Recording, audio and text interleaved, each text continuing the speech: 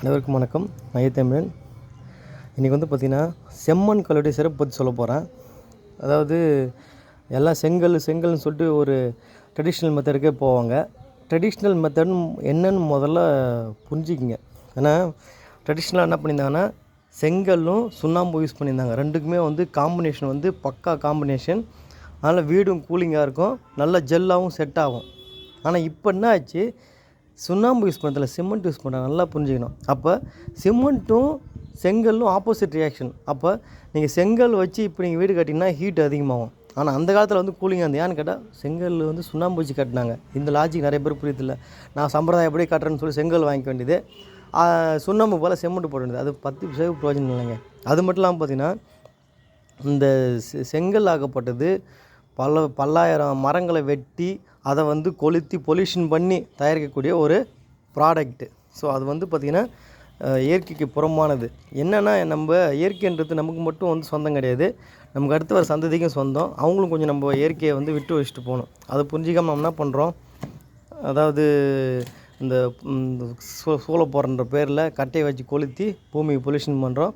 நமக்கு அடுத்து வர சந்ததி பாதிக்கப்படுறாங்க. இப்போ பாருங்கள், இந்த செம்மண்ணில் தயார் பண்ண கல் எவ்வளோ ஸ்ட்ராங்குன்னு அவங்களுக்கு ப்ரூவ் பண்ணுறேன் பாருங்கள். இப்போ என்ன பண்ணுறோம், முதல்ல தண்ணியில் ஊற வச்சுருங்க கல்லை. ஓகேங்களா, தண்ணியில் ஊற வச்சுட்டேன். அதுக்கே பாருங்கள், இது டேமேஜ் கல், கிராக் விட்டுருக்கு பார்த்தீங்களா செம்மண் கல். ஸோ இந்த டேமேஜ் கல்லை எடுத்து நம்ம ஸ்டடி பண்ண போகிறோம்.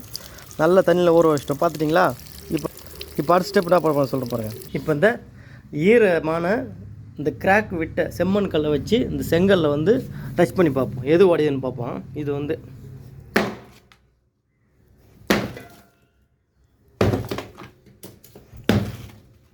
பார்த்தீங்களா, செங்கல் எவ்வளோ தூளாகிடுச்சு.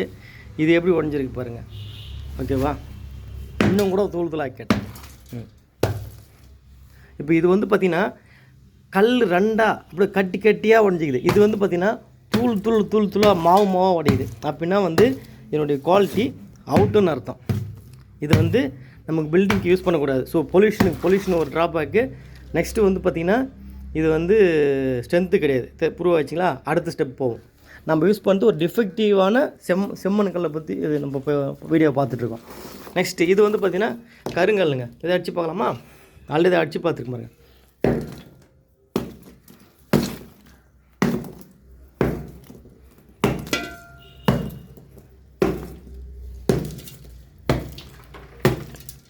இது உண்மையிலே பாருங்க, பாறையை நுறுக்குது. அப்போ கூட பாருங்கள், இந்த செங்கல் எப்படி உடையுது, கட்டி கட்டியாக தனி ஒரு ஒரு ஒரு ஒரு மாஸ் குவான்டிட்டியாக உடையுது. ஓகேவா, இது இந்த செங்கல் மாதிரி பொல தூள் ஆகலை. கல் எப்போவுமே இப்படி தான் உடையணும். இந்த மாதிரி ஸ்ட்ரக்சரில் உடஞ்சால் தான் கல் ஸ்ட்ராங்காருன்னு அர்த்தம். அப்போ தான் நம்ம பில்டிங்கும் ஸ்ட்ராங்காருன்னு அர்த்தம். மாறா இந்த மாதிரி உடஞ்சுன்னா அது வேஸ்ட்டு. ஸோ இந்த லாஜிக் தயவு செஞ்சு புரிஞ்சுங்க. அதே மாதிரி இந்த செம்மண் கல்லை நம்ம கட்டினோம்னா வீடு கூலிங்காக அப்படியே ஜில்லுன்னு இருக்கும். அப்படியே இதே சிமெண்ட் கல்லை கட்டினா ஹீட்டாக இருக்கும். நிறைய பேர் அது புரியதில்லை. அதே மாதிரி பார்த்திங்கன்னா பொல்யூஷனு, இது பொல்யூஷன் இல்லை. அதே மாதிரி லைஃப், செம்மண்களோட லைஃப் பார்த்திங்கன்னா மண்ணுக்கு ஏதுங்க லைஃபு, கோடி வருஷம்னாலும் மண் தான்.